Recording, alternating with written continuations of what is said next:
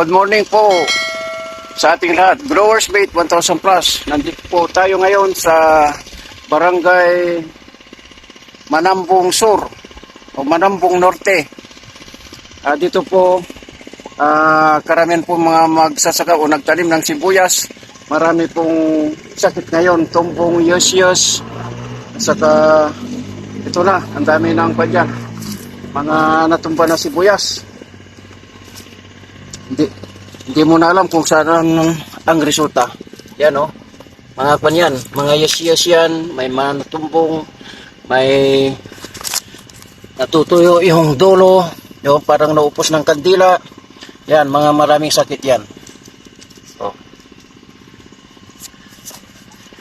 Kaya ito na po ang solusyon po natin ng Growers Bait 1000 Plus dahil ang may-ari po dito kumuha na po ng foliar na pang-spray nila dahil maraming mga insekto ngayon. Ang dami ng mga laso na ini-spray hanggang ngayon wala pang solusyon hanggang nagkaroon na ng maraming sakit, nagkaroon na ng maraming mga punggos, mga bakterya.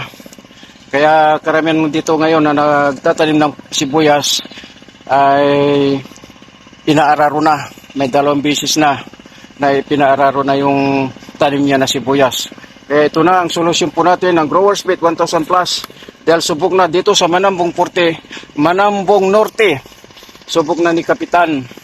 At saka yung mga sekretary doon, kadi-deliver lang po namin ng 1 kahon. Dahil nagamit na yung 2 kahon, sabi niya, ang ganda daw. Kaya ito na ngayon.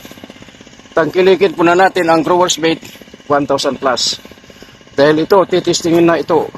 Ngayon, o mamayang hapon, yung may-ari dahil hindi niya mapatay-patay o mapaalis yung mga bakterya o sakit ng sibuyas. Halos kunti na lang, dami nang nababawas, malapit na silang anihan. Kaya ito na ang solusyon po natin ng Growers Bait 1000 Plus. Ako pala si LPJ Arpunida, Growers Bait 1000 Plus. Ako po ang technician. At kung gusto nyong akong tawagan, ang aking number 0928-539-8235. Salamat, Growers Bait 1000 Plus. Tangkilikin po natin.